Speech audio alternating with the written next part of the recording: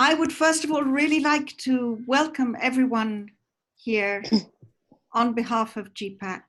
My name is Lucy. I'm speaking to you from occupied East Jerusalem, where we are still under more or less lockdown. I'm so happy to have so many people participating in this, which is our first online training. First of all, an introduction about GPPAC. GPPAC is the Global Partnership for Prevention of Armed Conflict. It was founded in 2003 and launched with a major event for over 1,000 civil society organizations in New York in 2005. And it has stayed completely global. It works horizontally with 15 global regions and works on conflict prevention and peace building across the world, with the emphasis really on prevention, on finding and exploring how to prevent conflict, not just to react and deal with it once it's there. In addition to working horizontally, here you can see the map of how the different regions are across the globe. Every region is active in GPPAC. GPPAC also works vertically with working groups, and I'm here as chair of the Improving Practice Working Group. And within this group, we aim to improve and explore the best tools for prevention and peace building. We work particularly on human security as an approach, even more relevant, of course, now with the pandemic, and also a multi-stakeholder approach. Again, perhaps even more relevant than it always has been. And this online training that you are about to experience is the first that we have done of this kind. It grew out of a workshop that we held in Beijing last November, which we were very fortunate to be able to organize with the Chahar Institute there. And we have been hoping to see how this will develop as a pilot. If it goes well, we will start to develop many more tools like this. Today, you will, here's our working group. Tanya is there with the red hair and the red handbag. She will be conducting the workshop today. And at the back, slightly taller than the other men, is John, who will be conducting the workshop tomorrow. And the two of them have worked on this together very hard over the last few months. And I think there may be some other people who are present there who are also participating. I hope so. In any case, greetings from the Improving Practice Working Group to everyone. Today, the emphasis is going to be on some tools for conflict analysis, also tomorrow. And there will be about 20 minutes of presentation and then time for questions. Please put your questions in the chat at the side. And then the final day will be really open dialogue and interaction between the facilitators and the participants. As I have mentioned, it's a pilot. We want to see what will work. So we want as much interaction and feedback from you as possible. The more you can contribute, the better we can make this. And we are looking forward to interesting questions from you all. Just before we start, I would like to introduce Tanya, who has an MA in Peace Studies from the University of Belgrade. She's also a certified mediator. She's director of the Nansen Dialogue Center in Serbia and an experienced trainer within the conflict transformation field.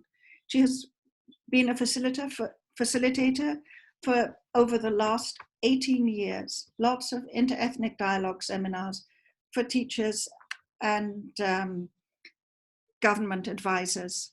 She has focused particularly on dialogue and communication, interactive teaching methodologies and teamwork, conflict analysis tools, negotiation, and peace mediation.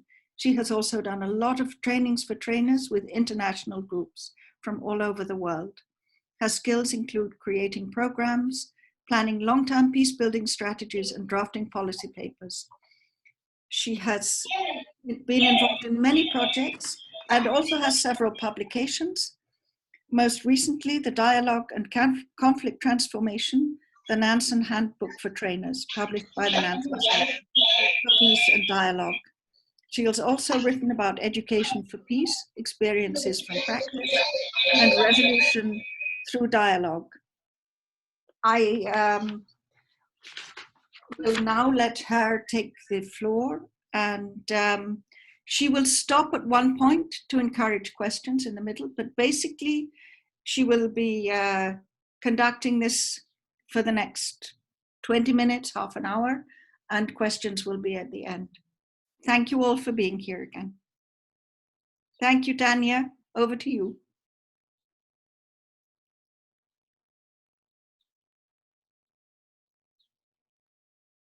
Thank you very much, Lucy. Can you hear me, first of all? I need to check. Yes. Okay, thank you very much for a very nice presentation of our course and of the online training that John and I prepared together. Maybe, John, if you want to say a few words, that's what we agreed. Yeah, good morning, good day, good evening, everybody. It's a privilege. I see that we have 82 people on board, and this is very exciting. I also think it's a function of our time, and we do hope, Tanya and I, that this training gives you a little bit of something to think about, and maybe some new ideas and approaches to some of the conflicts that are right around you. So with that, back to you, Tanya. Thank you. So you heard a lot of introduction, but first of all, very warm greetings from my side, from Belgrade, from the lockdown. Actually, I can still go out until 6 p.m., but we have the curfew from 6 p.m. until 5 a.m. and then over the weekend. So I guess it is very similar all over the world. And for today's presentation, my colleagues mentioned something already. I will tell you what is the purpose. So my idea when I was thinking about this was to present one of the, I believe, well-known tools, and that is ABC triangle. And why ABC triangle? Because when this really unprecedented global crisis started, many of us were confused. We were asking what happened, why, how, what can I do about that? And I guess that finally my brain told me that I need some structure and some analysis. And this tool spontaneously came to my mind because it talks about the context, behavior, and attitudes. And during any other analysis, if we were in the workshop live now, if you would ask me where to start when we are analyzing, I would say it doesn't matter. We can start from any angle of the triangle. But for this particular case, I think that the context is my first point, because global context is almost the same for all of us, or actually there are many general points that marked our reality in the recent years, in the recent months, actually. So that is the first, so that I will explain. So that is the purpose, actually. I will do the complete analysis from the point of view of the authorities or decision makers at global level, and then at national, Serbian, or I even call it local level, but it is at the level of state.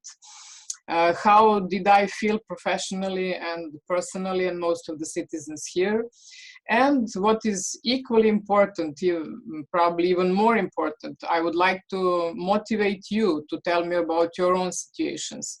So I will give you the chance to talk even during the presentation. Actually, I would like to involve you, but particularly at the end, to tell us a little bit about your own context and how did you find the ways, how did you manage simply in this strange situation. And at the end, John and I decided to inspire some discussion, actually, so we can collect questions and we can talk about different experiences.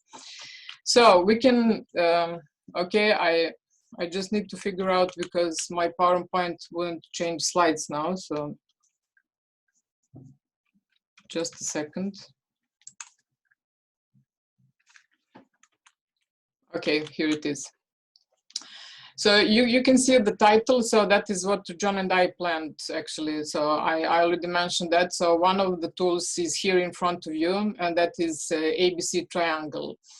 I mentioned context, which is almost the same for all of us. And then we'll try to connect how that context influenced our behavior and our attitudes. Did our attitudes stay the same, or were they influenced in any way by this crisis? Very important, in the middle, we can see the key need. And there are several of them that I will mention actually during this presentation. So I will start from the global context. Most of you will recognize these points. And when I was thinking what to choose, I chose only some, what I believe are most important points actually that colored the global context in the recent months. We all know that it is really shocking, unprecedented crisis that all of the sudden hit the world. Actually, most of us felt like the world went upside down over the night, and that we couldn't do almost anything about that because the whole thing is new.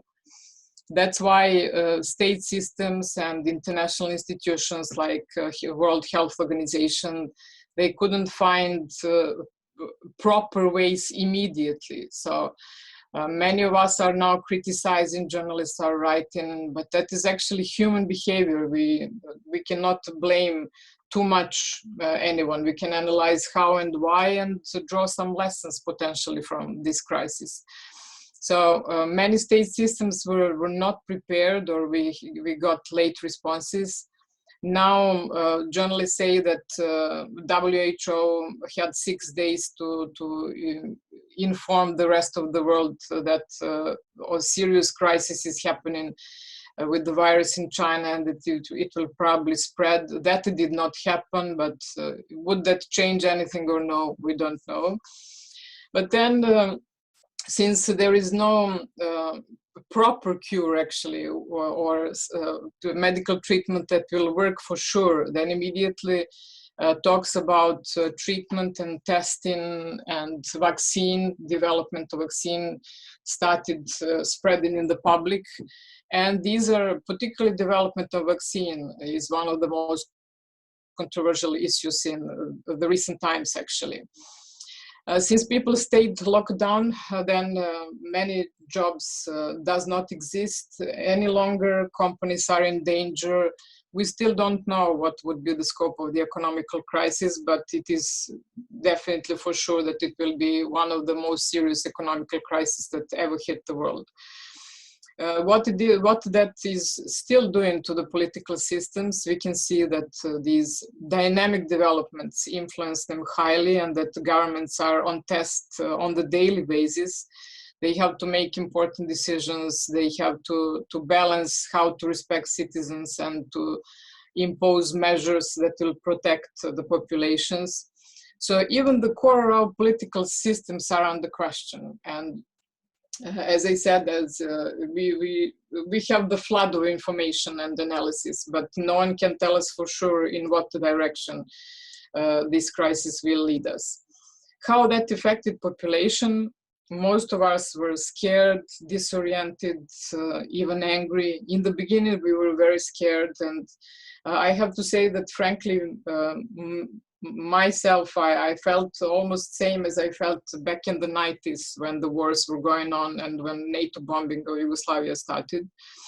So that because we could not influence anything, we were aware that someone else is making decisions, that it is not up to us. And then we got angry, sometimes with good reasons, sometimes completely out of powerlessness, actually, that we could not react. Media immediately stopped reporting about anything else. I felt that we were hearing only numbers and terrible stories, and that someone, actually general sense is that someone was controlling media in the beginning, or media did it themselves actually, but it was not comforting at all. Actually, they fueled this feeling of fear and anger. So that was a global context. And how it reflected to the Serbian context, because with this crisis, I think that we finally realized that we are very interconnected and that we cannot do anything about that, nationalist leaders can say that they can organize countries on their own, they can lead nation in different directions and so on. But this crisis completely convinced all of us that actually we do live in the global village. So we had a very similar context, that very slow reaction of authorities. I will describe through behavior why was that they were completely in disbelief. Population was confused in the beginning, not disciplined at all, because we didn't believe, you know, when you have to fight the invisible enemy, what can you do? You know, I remember that some US politicians said, where is the virus? I cannot see it, you know. So it's really not easy to comprehend the level of danger when you're faced with something like that, which is very important for Serbia, is to stress that we have very bad health system. Partly because for years no one was investing, actually state was not investing properly in renewing and buying new equipment. And another important reason is that many of medical staff, medical doctors and nurses went to work abroad because of the better salaries and much better living conditions. And then when this crisis hit us, many people, including medical doctors, started coming back to the country. In the beginning, people were accusing them that they brought the virus, they are the one to be blamed, they are the guilty ones, and so on. But actually, one very simple thing could have been done. If they got tests immediately at the borders, then they would know, are they in danger of spreading virus, or are they a carrier of virus or not. But that was not done in time, actually. Thankfully, our government reacted when they saw that. So we got harsh restriction of movement, as I mentioned. Our media are actually state media, and most of the newspapers are really reporting only on the news that they can get, and these news are really in control, particularly numbers from the hospitals and what is happening on the daily basis. That was in the beginning, I have to say. So situation now is gradually changing, and it is possible to get more relevant news nowadays, and particularly through this independent media on internet and some TV stations. So we can see that we had almost the same, both global and Serbian context. How Belgrade looks like these days, you wouldn't believe. I mean, some of you will recognize this street. It is in the very center of Belgrade, and it is completely empty. I mean, I probably saw it sometime, you know, in the middle of the night during New Year's Eve, and now during the crisis. But this is the daylight, as you can see, and no one is in street. So it is not only scary, but it is also sad to see Belgrade being so quiet, and most of our cities. So just one illustration to show you. And then let us connect this context that I mentioned to the behavior in Serbia. And I put it from the perspective of authorities, which is here, and from the perspective of citizens. And I said this is not something that happened once. The situation develops quickly. So in the beginning, authorities were even mocking the virus, that something like that does not exist, that there is no need for any action and so on. But very soon that completely changed. And we started getting press conferences on the daily basis where government representatives and epidemiologists started explaining. But somehow it was too sharp and too serious, and people got even more scared. And as I said, that was in the beginning. And then eventually our decision makers started listening to medical experts much more. I believe that they persuaded them, because we have excellent epidemiologists.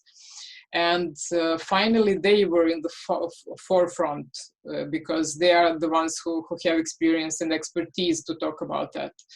So that's why we started getting more relevant information. Still, Parliament is not working. All decisions are being made entirely by government. I already mentioned that media are not in good situation, actually, because they cannot report as freely as it should be the case. Closure of borders happened very soon, I think probably in the second week of the crisis. Public transport between the cities and within the cities, in the city of Belgrade and Niš, for example, there is no public transport. Then old people are completely isolated, which means that people who are older than 65, they cannot leave even their homes. There are only certain days where they have like 2 or 3 hours to go out. And that also raised many issues, like, is that a kind of punishment?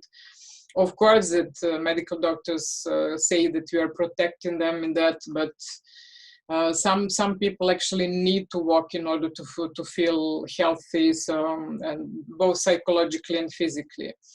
Also, did we really need complete curfew, or could that be, explained to citizens? There are different points of view. Many people say that we are not disciplined as a population, and that is very true, I have to say. But then the others say that we should have got more appeals and explanation and not completely lock down people. But there we are. I mean, for now, these measures are showing results. Actually, this famous curve is flattened in Serbia, which is good news. Then behavior of politicians or authorities actually were that along with these press conferences, they were given like unrealistic promises that cure will be developed soon in Serbia. Then after this crisis, we can expect economical prosperity, which is not really realistic. But I guess that was a kind of comfort to people. So what were gradual steps of behavior in Serbia? I mentioned that most of us were in the beginning like in disbelief, but we were still, I noticed that most of people were careful, that we did these big shoppings, but really reasonably, there was no panicking. I will give one example which actually illustrates excellently, that one of my friends said that we have in our genes, how to behave when the crisis starts. So immediately we went to the shops to buy some essentials like salt, sugar, flour, oil, and beans, and that's it. And we know that we can survive for 2 months at least, even if we have to rely only on that. While on the other hand, my good friend who lives in Australia now recently told me that in Australia toilet paper was on the top of the list, and then all these other essentials. I mean, I'm not trying to judge or to make jokes, but that shows that actually our society was much more often in the crisis. Last crisis was in the 90s, as I mentioned. Still, schools were not closed immediately, and there was a great worry, even if we know, actually, experts say that the children can be only carriers, that they cannot get seriously sick. But soon enough, schools were closed, and our Ministry of Education organized online classes on the state TV, which helped a lot to teachers. I have to say the teachers are really, since I work on peace education, it is my main line of work. Teachers were the fastest to adapt to this situation. They immediately started using these online tools. Then what else do we have? That farmers, even farmers, were not allowed to move far away from their homes. And eventually they were granted the permission that they can work in the fields, which is essential for all of us. I mentioned journalists. Now that since journalists demanded access to information and right to report freely, that situation is also gradually changing for the better. Still, if we wanted to get reliable in the beginning of crisis, many of my friends read articles from China and from South Korea because they tackled this crisis, we believe, in a little bit faster and better ways. And we started to follow these advice. That was behavior of most of us. Why is that? Again, South Korea, China, and some other Asian countries like Singapore, Hong Kong, they had experience with this swine flu that happened several years ago. So probably they had better organized systems, actually. So behavior at global level, I mentioned some of it, that then we got same recommendations, both at global and that authorities were stressing that this and checking is social distance is happening, and publicly saying on repeating on media that has to be done. It differs from state to state, actually. You know that behavior in Italy and Spain was to lock down countries immediately, while we had some countries that were much more concerned about respect of human rights, like Scandinavian countries. You probably know that Sweden still have their own rules, and they didn't impose any of these harsh measures. So it is different. What was really surprising was behavior of some international institutions like EU officials and the World Bank and Monetary Fund, you know. So EU officials did not send support to Italy and to Spain in time. They reacted to the breach of human rights and media reporting in Serbia only at the beginning of April. Okay, we can also say that they need some time. You know, European Union have different ways of making decisions, much more complex than one government, so it is also understandable. But one would expect from these institutions to protect us in such crisis times, same as from the national government. So, as I say, probably we'll have to learn something about that. Then, as the situation developed, we see that some countries started developing a vaccine and different types of cures, each on their own. Is that going to be coordinated action, or is there going to be one vaccine? Are we going to see solidarity there? These are some questions that are coming to my mind. Who is going to test these medicines, or are countries be willing to share, actually? So that is future behavior about which we can talk.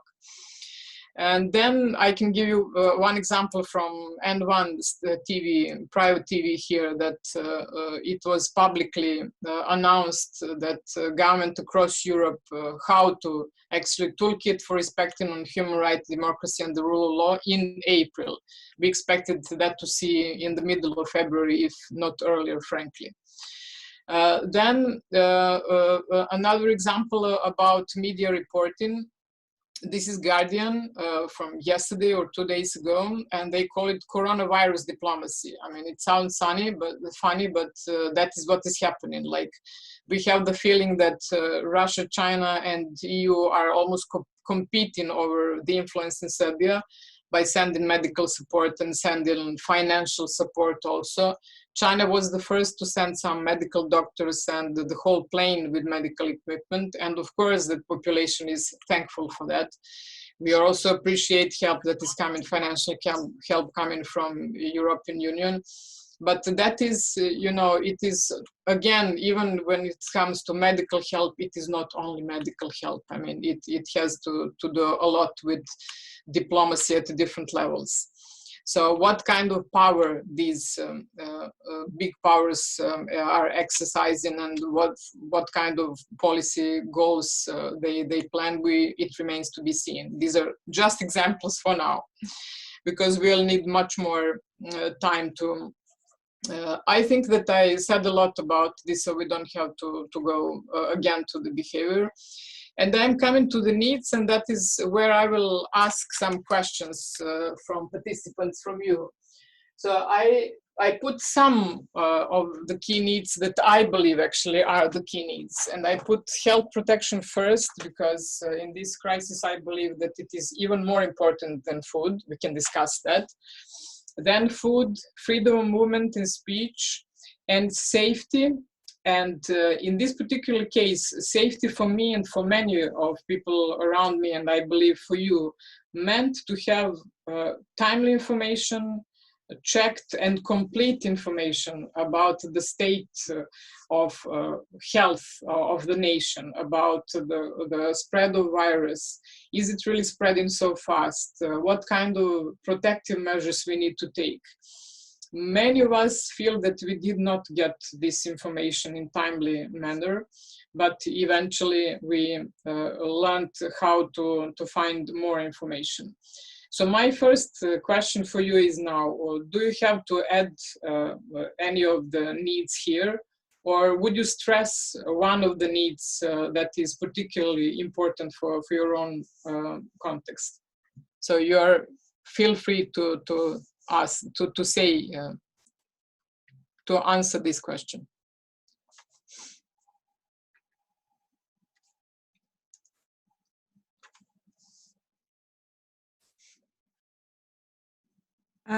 Tanya, there's a question from Irina.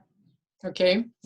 About other needs, communication and social contacts that are suppressed in quarantine. And also from Salih Junior Sharif about labor and employment issues. He says you may want to add labor and employment.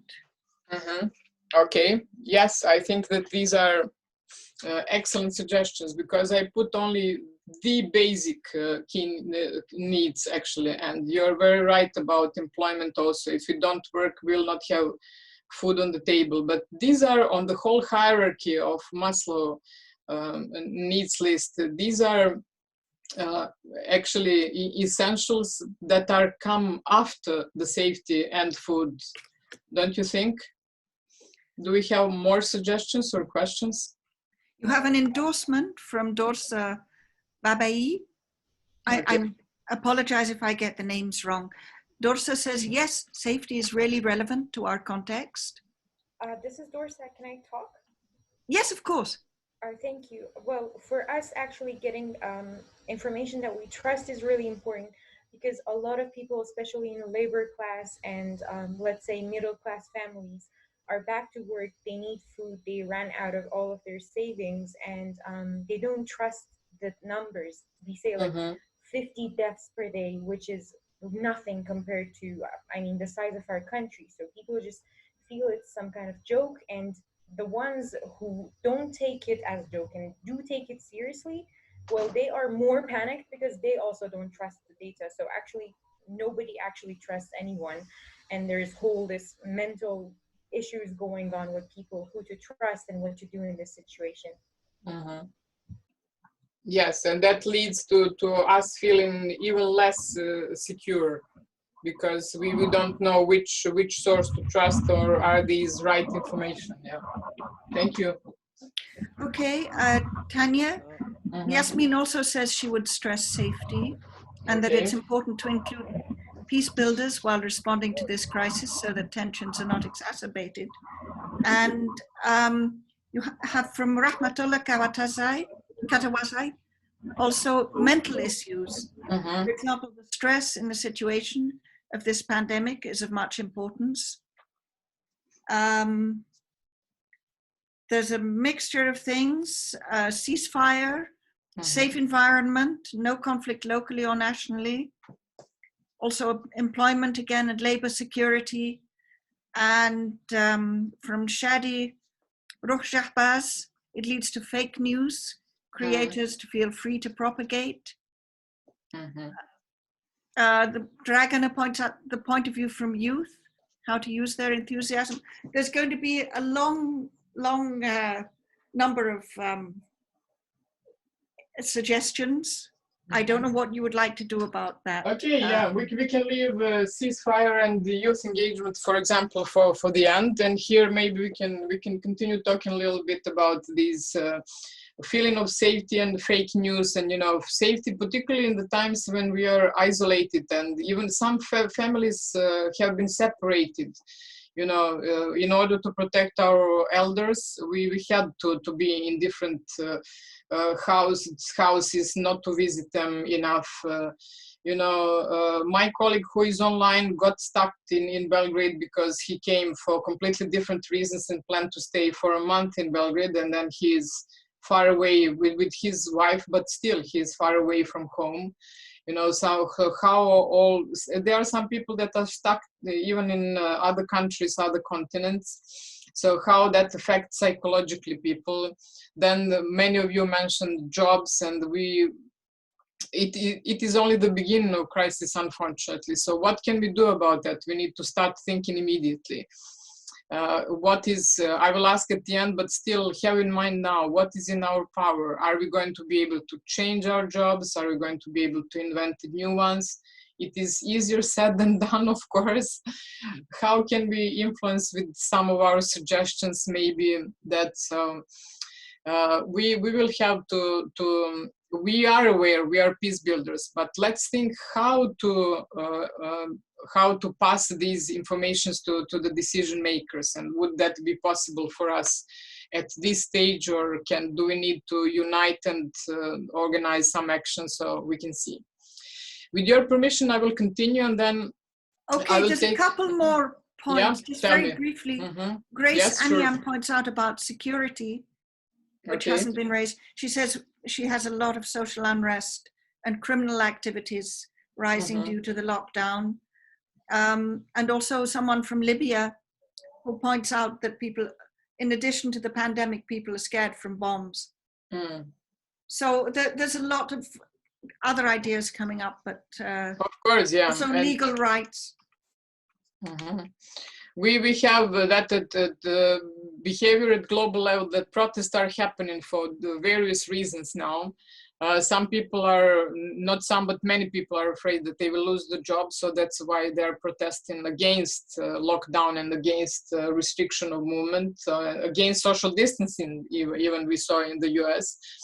But people are also protesting because they want their voices to be heard. They want to be included in the decision-making processes. And that is probably not possible, or at least difficult at this time from the point of view of governments.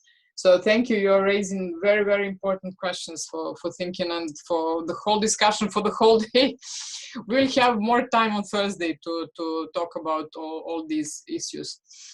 As you mentioned some of these. So what are the attitudes? Just to finalize our analysis and to see how are they connected. So this context influenced our attitudes to a great extent. We can see from the point of view of authorities again, or any kind of decision makers, that there is different kinds of blame game are happening, particularly between US and China. Who started the first, I can't even remember, but they are blaming each other in relation to the economic, to this health crisis, that it could have been tackled in different ways. Then I mentioned EU countries and EU citizens' attitudes are different there, that people have to have freedom to decide on their own what they are going to do. So that is the attitude from the point of view of decision makers and citizens both. So I think that we have the agreement that some kind of cure or vaccine must be developed, but what kind, it remains to be seen. And that many countries are promoting solidarity, but is it really happening, or do we see more talks about that? That is also another question. So some signs of solidarity are happening, like Turkey sent the whole convoy of help to the UK medical workers. But let's see what else could be done at global and local level. Then I mentioned a little bit, but since I mentioned that context, now I can say precisely the attitude, that in the beginning it was that it is this COVID-19 is same like any other common flu. to the change almost overnight. This is the worst crisis that we had since the wars in 90s. And then trying to lean on China because they are our friends, both economically and politically. EU for support, and Russia. That eventually happened, but we, all of us here, wanted to see that we do something on our own first, you know, not to immediately ask for help from abroad.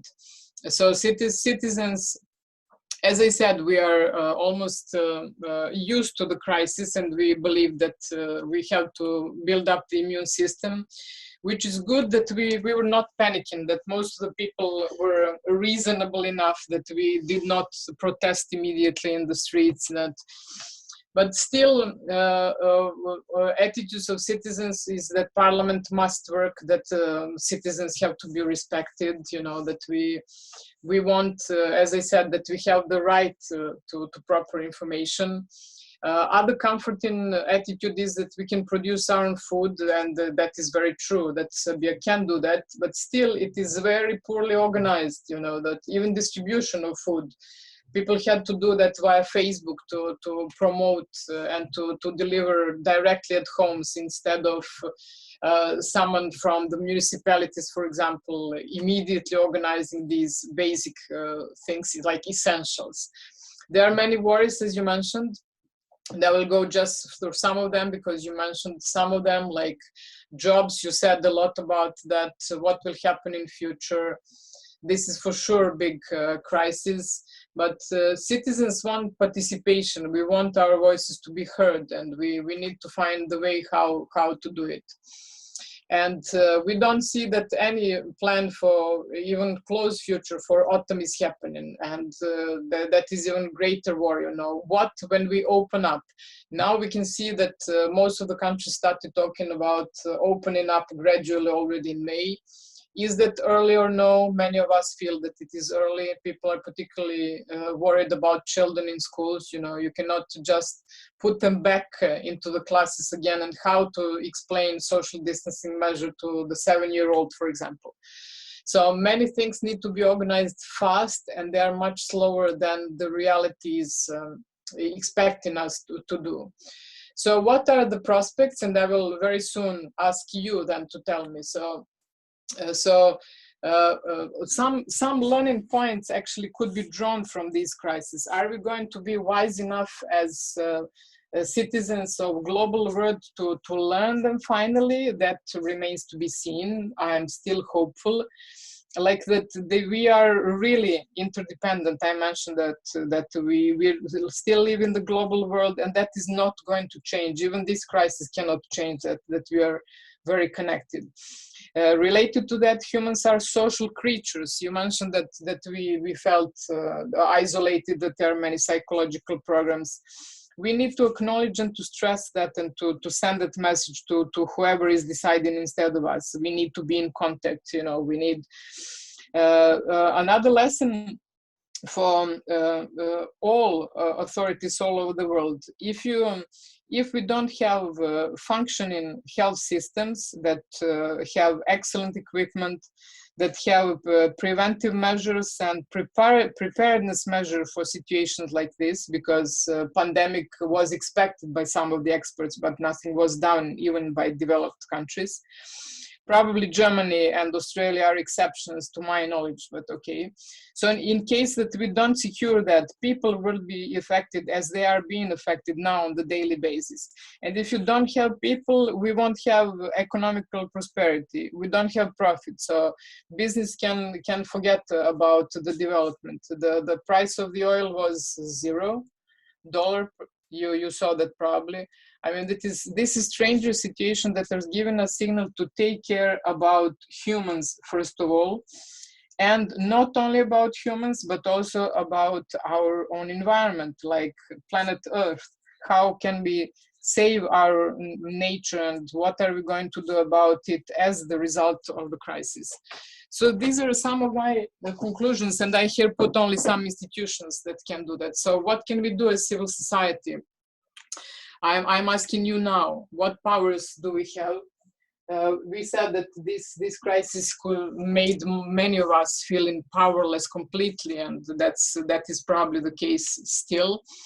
But we do have some powers. We do have personal and professional capacities, experiences, social links. We need to remind ourselves and to re-examine these, how to unite or reunite in social groups like networks like GPPAC. We have power to organize, educate, and to make decisions for our own environments, like working places, living places, small communities, families, schools, teams, in bigger organizations. And very importantly, we also have power to resolve personal and group conflicts on our own. We don't have to wait for some higher authority, or that could be done through dialogue and mediation, or we can talk about that. And by doing that, we can also, in relation to that, actually, we can also make decisions to the certain level, of course, not at the highest level, but we could make decisions what is good for our own small community in the times of crisis and immediately after or during the recovery. So what is happening as a result? Like I mentioned, your teachers are adapting, among the first one who adapted. This is one lesson from online teaching, teachers using e-classroom. Then what is also happening that people are, I mentioned that for several times, I only wanted some of you probably saw in the media when tennis player #1 Djokovic says that he is in doubt about vaccine. He was misinterpreted. He said that he only wants the right to have the decision what to do with his own body, because we have to see in what way the vaccine would be produced. Immediately, media reinterpreted, like he said, he's completely against and so on, which is not true. And our the main epidemiologist on the left-hand side, Dr. Kohn, he just kindly asked Djokovic not to make strong opinions, because that can be dangerous. So, both opinions are interesting. We can think and talk about both of them. This is just Amin Malov reminding us about universal values. I will not read all of them. I will just I will not say hope, because when you say hope, it sounds defensive. But let's try to work together to keep these universal values and to organize ourselves and to respect lives of each other in the best possible way. So I will stop here with some questions for you. So you can, again, I can see that in chat there are many questions, but I cannot read them. Lucy will do that kindly. But these are like guiding questions for you. What are similarities for you in your local situation in comparison to what I talked about? And what is most important, I would like to ask you, in what way behavior and attitudes changed due to this crisis? Both your own personal attitudes and behavior, and people close to you, like your dear ones and your co-workers, colleagues. You can choose what you think is most important for you. So can you try to answer some of these questions, please? So attitudes and behavior, how did they change? And what can you do to improve that situation, actually? Thank you very much for your attention and for the great interest. I'm here and I'm listening to your contributions. Thank you very, very much, Tanya. Very, very interesting. Can I just include some of the bits that have been coming in the chat? In particular, there was an attention drawn to the plight of refugees, whether in the EU or in the Middle East and other places in Africa, who cannot go in for social distancing. It's simply impossible. Their circumstances are too difficult. And also Carmela from the Philippines points out that they're worried about the imposition of martial law. I thought maybe if you want, you could follow up with either of those two. And if Carmela, you wrote quite a long piece in the chat, if you would like to explain, maybe that would be good. But perhaps first, Tanya, you address refugees. Yeah, that is the burning issue, but I don't have much to say except that we have some problems also, because there are some collective centers here, and that people, actually migrants that are there, in some cases they have good conditions, but in some they were too close to each other. They didn't have enough space to practice social distancing, and some of them tried to escape, which is really another sad story. So I don't know. I mean, that issue is globally important, and we have to see how to jointly work on that. I don't work specifically on that, but I can see that in Serbia, in the beginning of migrant crisis, not now, some migrant centers both in the south and in the north of the country were built. So there are some decent centers at least, but it depends on the number of people, would they have good conditions there. So that is all that I have to say for now. But you can include the participant. I forgot her name. What do you say, Lucy? She can explain if she wants. Carmela from the Carmela, Philippines. please. Yeah. Mm-hmm. Wait a second. She says she has audio problems. Okay. No, but she says a lot of them are not heeding the call for physical distancing and the stay-at-home mandate, because there's need for assurance in all aspects that would include mental, economical, and physical safety. Politically, we're divided, but our current administration is pushing hard for the "We Heal as One" tagline. There are a lot of issues missed out. The reality of having a big number of households that belong in the middle class downwards to the poorest of the poor compared to a number of well-off. Yes, inequality has its way of dominating the situation in the country. VIPs tested ahead of our health workers and frontliners. I think, Carmela, this is true everywhere, actually. And we talked about refugees, but there are also migrant workers that Tanya touched on just now. And there's another, Wali Ahmadzai also talks about the question of prisoners who can't enjoy. Yeah, Lucy? Yeah. So, yes? Yeah, it's Shireen. Yes, there's a lot of people in the chat line, Shireen. If there's Shadi Ruh Shahbaz from Peace Mentors Initiative asks if he could speak up after Carmela. Is that okay with you, Tanya? Yes, sure. Okay, so Shadi.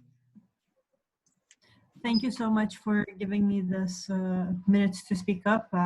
I wanted to make a very brief synthesis from another point of view, because I understand that everyone can easily point out the moments of panic, all the negativity, all the fear, and let's say all the issues that we're having in this pandemic. I'm from Iran, but I'm currently based in Italy. And when the pandemic became a thing, actually starting on the 25th of February, I could not go back home to Iran because the numbers were picking up, and I couldn't leave my home in Italy either.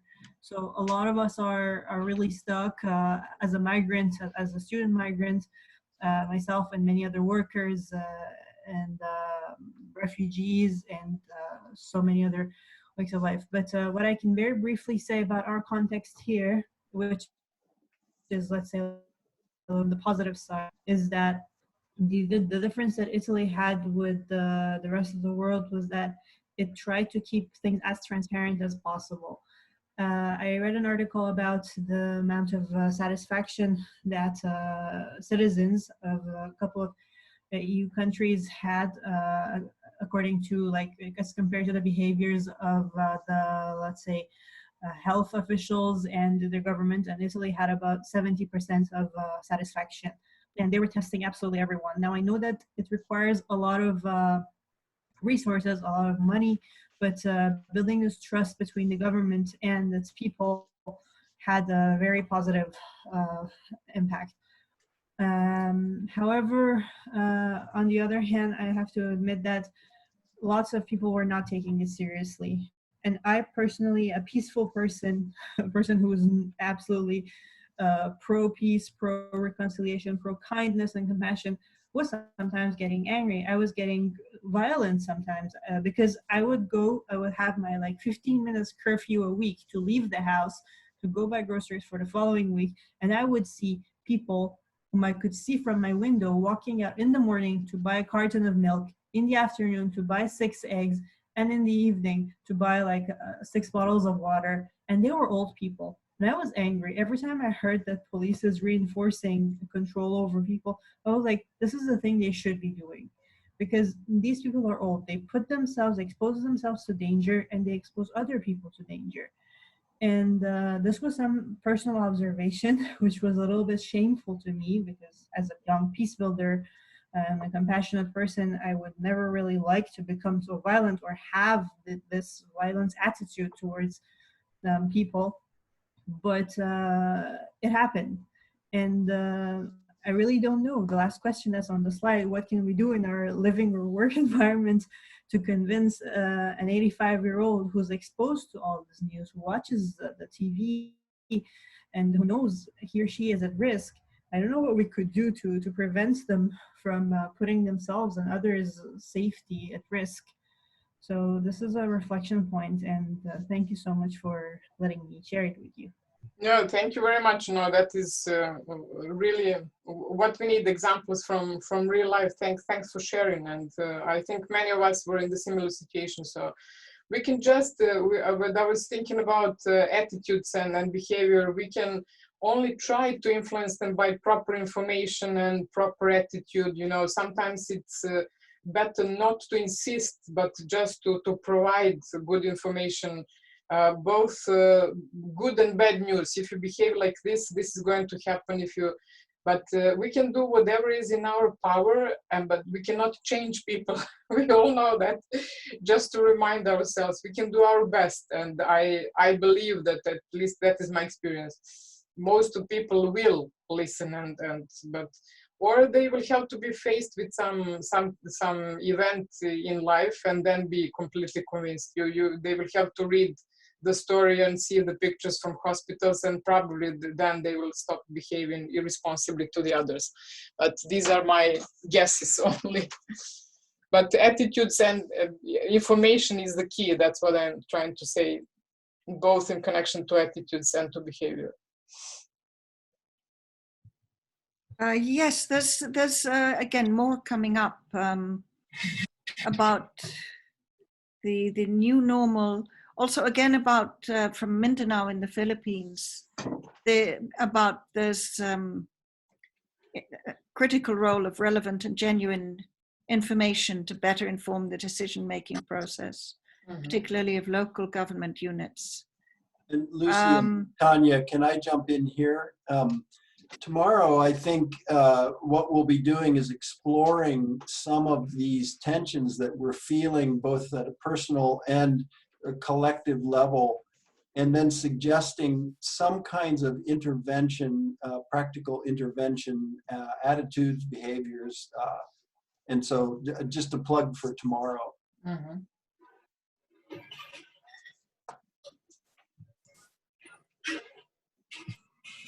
In that case, how would you like to go ahead now? What there's an example from Mexico, and how serious the issue of refugees is in Zimbabwe, and in Jordan. Again, there's quite a lot about refugees and slum communities in urban areas, and issues around public awareness. Tanya, I don't know how you would like to take it from here. Do you want to talk about these issues? Do you want me to read out some of the chats? Yes, or we can. Do you want to try to focus on the questions that you've asked at the end, and see who can give you a specific answer? Yes, maybe in relation to questions, because that is, I understand that I'm thankful for all your inputs, and we'll make sure to read them, all of us, both John and Lucy and I, and then we will address some of them tomorrow and on Thursday. Can we just focus a little bit on attitudes and behavior, what I'm mentioning here? Can you tell me what actually I believe that many of you are already planning what to do in next as peace builders in your own community. So what are some ideas? How could you support your own community?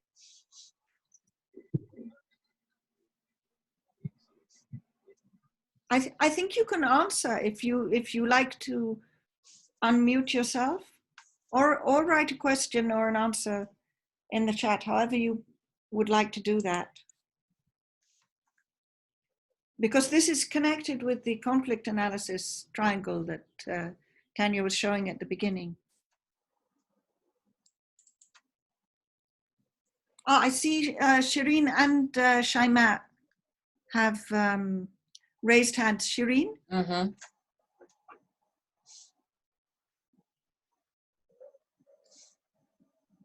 Shireen? Maybe she needs to unmute. Yeah, otherwise Shaima? Hello, this is Shaima. Hello. At the beginning, I didn't believe about Corona and this problem, but after that, I considered that it will be a disaster, especially for my country, that is Yemen, and you know about our civil war that we have it. And we are already affected by this war, that we have a low healthy level system, and we don't have the basic needs. All the society is like suffering from everywhere. The areas how we can use even the transportations, our economy level is getting down. So all of these problems that we have it, and then when I'm thinking about Corona and what will happen to my country if we have this epidemic, it's like I think that all the nation will be like collapsed. But what can I do for them later on? It's locked down. Is the society has to be separate from each other, and it's the only solution that we have it. In addition to the the masks and the sanitizers, whatever. But again, I'm saying that the society couldn't afford itself with these things. So the only thing that I have and I put in my mind is awareness and education. I will start with myself, my family, my area, then the place where I'm working with, getting the group of the youth people who can be volunteers and working on that. And by the way, the media and the news played a big role, and it plays a big role until now in educating my society and my people that yes, maybe fortunately that we have only one case that is considered in the record of the WHO. But what will happen if we discover that we have more cases, and what we will do with? So again, we have the culture, and you know, by the coming month, it will be a holy month for us. That is fasting. It means not drinking water, not like the system of eating whatever. So that will need a big effort, and it needs a lot of awareness from the society to arrange and to do the good thing that will be suitable for everybody. Thank you. Thank you, Shaima. Could you just tell us what country you're talking from? Yemen. Yemen. Thank you. Thank you. Very. Thank you very much. Yeah. Thank you. Thank you so much. Is Shireen there yet? Can I just stress, I particularly liked what you said about awareness raising and education. I think that is the key, especially because you're in such a difficult situation, and I admire your stamina and courage to continue doing that, because you're in really difficult situation. But educating people and trying to raise awareness via media, it is very important, and it could save lives actually in this situation. So Thank you very much. Yes, yes, thank you. And I think Thank you very everyone's much. concerned about Yemen in the terrible circumstances. I understood. I've seen hands up from Shireen. Yeah. Hi, Lucy. Yes, Shireen. Yeah. Thank you so much, and thank you for organizing this online meeting. Shaima, of course, like even today, I had a talk with the university students from Italy, and one of the question was how the government are going to deal with the holy month of Ramadan, about the social distancing and matters that will, of course, like have an input effect, like how people will have an impact, I mean, like on COVID-19. I want to go back to the issue of refugees. Given the fact that Lebanon has a large percentage of refugees, to see like both the Palestinian and Syrian refugees. For example, like now for the Palestinian, they have many obstacles and many challenges. First, there is a cut in UNRWA funds since last year or the year even before. The Lebanese government does not have lots of contribution to Palestinian camps because also even the Lebanese government is unable to spread its support to even the Lebanese themselves.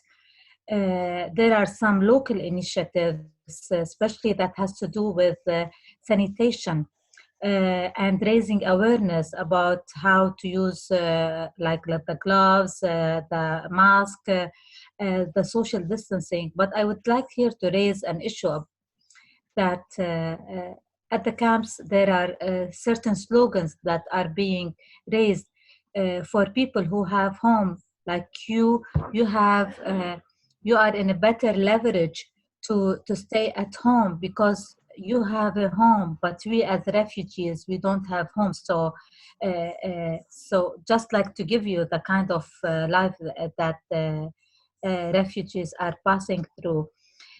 One more thing about the refugees in Lebanon. Lebanon was passing through a revolution before the COVID-19. So the Lebanese were already exhausted and the economic situation was worsened. And of course, that also had an impact on refugees themselves. So an ongoing continuation of challenges that the Lebanese had to face. Of course, it changed attitudes and behaviors, but also with COVID-19, you can see like an overall people are abiding by the rule, but still, like today, for example, people went back to the street because the government is not abiding by what the protesters want. There is no accountability, no, like, I mean, the corruption is still ongoing. But what they did, I mean, like, this is like in terms of the attitude and behavior, they did it in the cars. They marched in cars, like in every car there were two people wearing the mask. They were asked not to go outside the car. They were asked to just to raise the Lebanese flag, like to do the complaint, but also to take measures against the COVID-19. Maybe this is in general. If you want, I can elaborate more of how the government vis-a-vis the civil society and the media reacted to COVID-19. Thank you, Shireen. Tanya, did you want to reply? We have 4 people lined up who would like. No, let's hear participants, because I think this exchange is precious, so I don't need to reply on anything. This is interesting example again, but protesting in the cars with flags, so that is something that I picked up as an example of protest. Yeah. So go ahead, you can give the floor to participants. Okay. There's also a question from Natasha Shawarib to everyone, wondering if the people who are complying with governmental instruction, is it because of fear of the government or of conviction that this should become a lifestyle for self-protection? Yeah, I'll get to other things in the chat in a minute, but first there's Pam, then Dragana, then Hodan, and then Zahra. Pam? Pam from Zimbabwe. Maybe she has internet problems. We could come back to her. Dragana? Yes, hello to everyone. I was just writing my impressions. There is a question if we can do something about changing the attitudes. I believe we can. And that positive examples of solidarity and humanity, both on the local and the national level, give a sense of belonging. And it helps people to change their attitudes from feeling fear of isolation and feeling that they cannot do anything about the situation. I'm telling you this from our experience as the countries and the region of the Western Balkans who have gone through the wars and in the 1990s. So I think that these messages of solidarity should be highlighted through media and social networks even more nowadays. Thank you very much, Dragana. I quite agree. Those of us who have lived through wars and revolutions, definitely it's solidarity that counts as much as anything else. It's really important. Thank you. Tanya, did you want to add? No, I can just add that there are many young volunteers helping elders in Serbia, so that is one clear sign. And they started doing that spontaneously even before the Red Crescent started organizing them. So that is very, very positive.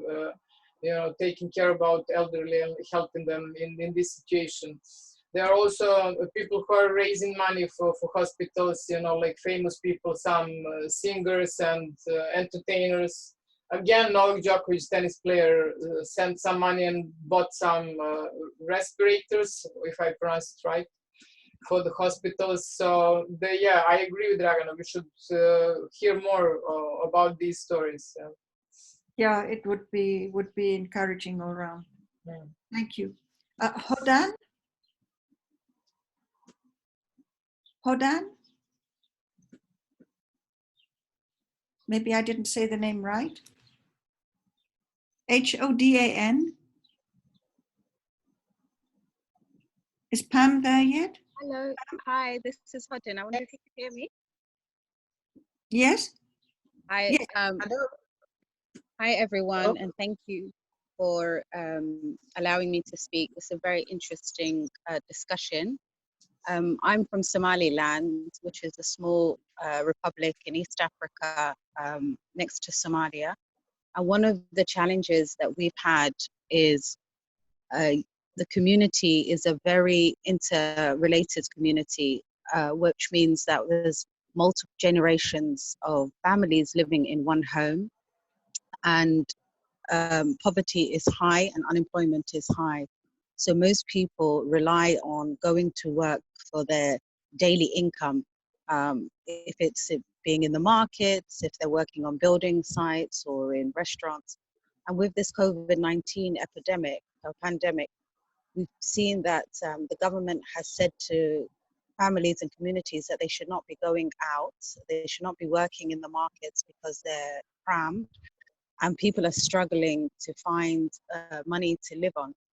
There are limited saving mechanisms and support available for the communities. PPE is unavailable in the hospitals.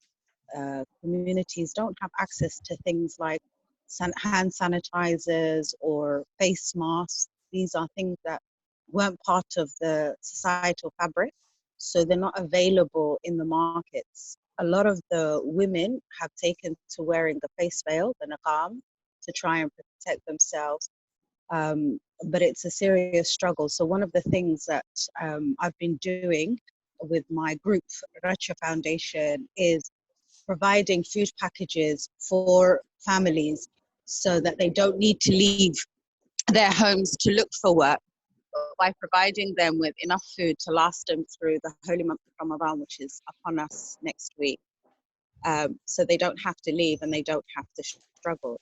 However, a challenge in this is we're a small group made up of community activists, and the need is very great. also the second challenge we have is a lot of misinformation, and a lot of the community don't believe that the COVID-19 could affect them, and they think of it as maybe an illness that is happening to other countries overseas. So there is a lot of misinformation and confusion. The other thing we've tried to do is work with the government radio stations and public and private television stations to get a message, a clear message out there of what the signs are, how to protect themselves and what to do. But it is a challenge, especially, as I said, in a population of who are very poor. They don't have good access to sanitation, to water. Scarcity is a serious issue, and not having safety mechanisms or savings to be able to cope. So I just wanted to share a little bit of the struggle that's happening in Somaliland. Thank you. Thank you very much. No, I just want to thank, so we can, if there are more, we agreed that we will have 1 hour, and we still have time to hear some more participants. Yes, we have about 5 more. Pam, if she's there. Zahra. Yes, Yasmin. I'm here now. Hello, everyone. Hello. Yes, my apologies. I've got network problems, but I was hearing the discussions. Thank you very much for the discussions. But I just want to add, I saw my counterpart from Zimbabwe. I'm from Zimbabwe, Southern Africa, and we have had some challenges during the lockdown period. And what I would want to say is the issues of attitudes and behaviors, what you were discussing, I would want to say we have really seen an increase in domestic violence issues. We have had a case where a woman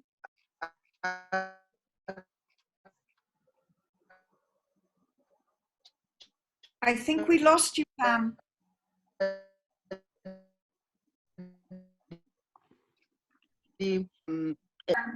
Okay, hello. Hello, I think we lost you. Can you try to speak quite briefly, because we have another 4 people, and yes, it's going to be difficult with the bad internet. Yes, I'm saying attitudes and behaviors, it has also affected our people in Zimbabwe, and we have seen increase in domestic violence and gender-based violence. And the issue of social distance has also been an issue. What we have actually realized is information is not getting to communities because of poor networks, like you are hearing me. We have these challenges, and the means, of course, social media is playing a bigger role. And we also have challenges of social distances, as I said, in most communities. Right now, we have challenges with Zimbabweans who are coming from neighboring countries, who are actually going to be quarantined before they are released into their different homes. So you find we have a serious challenge. I think we also have a shortage of food, like mealie meal. People queue, banks, people queue. So social distance is really a challenge in Zimbabwe. That's what I wanted to say. Thank you. Thank you very much, Pam. Okay, let's go on. Zahra? Hello, everyone. Can you hear me? Yes, yes. If we have about 5 more people who would like to talk. Okay, I go 4 fast. minutes, so I'm sorry to ask you, but please be brief. Yeah, sure. I like to share our behavioral changes. I'm from Iran, from Peace Mentors. We used to hold peace education workshop before this pandemic. So we started to, after this situation, we started to creating an online course. And now we train people from online sessions. And I think it's necessary, it's more necessary during this time, because people people have a lot of stresses here and don't know how to control their anger. So it's like we kind of help them to do that. That's all I want to share. Thank you very much, Zahra. You're welcome. Thank you. Yasmin? Yasmin Hijazi? Sorry, I was on mute. So as I shared in the comments, I think it's also a great opportunity to use the situation to our advantage because a lot of peace builders have a lot of knowledge on how to work in crisis situations and respond effectively and quickly, and also in a very inclusive way. So perhaps now, although of course there's a lot of risks depending on the context, now is a great time to lobby government officials for peace builders to have a seat on the table, the decision-making table at the moment, so that we can respond more effectively. And also it will kind of like lead the way later on for peace builders to be more involved in more medium-term and long-term processes and mechanisms for in case more things happen because of this. So yeah, just a little bit of what I was thinking. Thank you, Tanya. Yes, I can only thank for all inputs. I was also reading, thank you, Yasmin, yeah, and there is a great worry, of course, about economic conditions, and I agree very much with that, but we cannot influence that from the civil society perspective, at least we as peace builders. Okay, thank you. There's still Dragana, Radoman, Dawood, Nicola, and Rahmat. If you could speak quickly and then leave a minute or two for Tanya to wrap up. Otherwise, we will, if there isn't time, we will include your questions tomorrow or on Thursday. Yes, Dragana Radoman mentioned even before about youth, so let's hear her. Hello, everyone. Hi, Mr. Dahir, just you can call me. Okay. Sorry. Hello, everyone. Greetings from Nikšić from Montenegro. I would like just to address the issue of educational system, online teaching, learning for students and youth, as that is, as I consider that's really important part to take care of during these times, especially the teachers' networks are, Tanya already mentioned in her presentation, the teachers were the first one to network during those times and to continue their teaching online, but on the other hand, not teaching only their subjects. For example, I'm teaching English, but the content that I post for my students is not concerned only about the subject that I'm teaching, but it is also concerned about how to spend quality time at home. So not to be bored, not to be overburdened by learning, but also to have some encouraging content offered. So I think that it is very important to take care about the mental health on our students and their parents, but also to offer opportunities for students and youth to give their contribution to the current situation. So that's it. Thank you.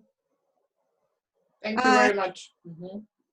Thank you. I think maybe we need to start to wrap up. Unless, Dawood, did you have something very quick that then... Dawood? Yes? No? You mean Dahir or Daoud? There was a Dawood who sent a message through the chat. Yeah, okay, I moved it. I'm going back. But otherwise, I think it's been an amazingly rich discussion. I think there's the solidarity actually that has come out through the discussion is something that I've certainly found very helpful, and the sharing. So what I would suggest is that those who have not had the chance to speak, hold their questions till tomorrow or Thursday, and we will for sure come back to these subjects. And I would like to give Tanya the last word because we have to close in 3 minutes. Thank you very much for all inputs. They are very, very valuable. And I can see in the chat that you're asking for them to be kept saved actually for all of us so that we can continue sharing. And I would like to hear more, all of us actually who organize this online training. We would like to hear more from you. So feel free to think tomorrow, and on Thursday we'll have second and third part. So feel free to think until then what kind of inputs would you like to add.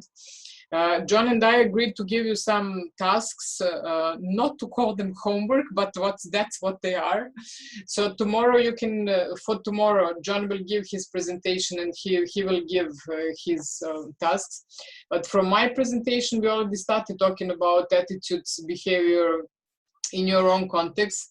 So can you please try to think about that more by Thursday? Even if you are willing to do a short analysis, pick up some of the most important attitudes that you're seeing or behavior, or do complete analysis from the point of view of decision makers and local population, or you can choose your actors also.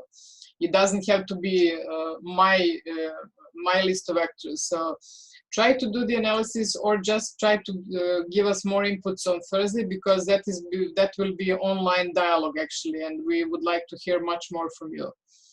Once again, thank you very much for valuable inputs and for sharing with each other.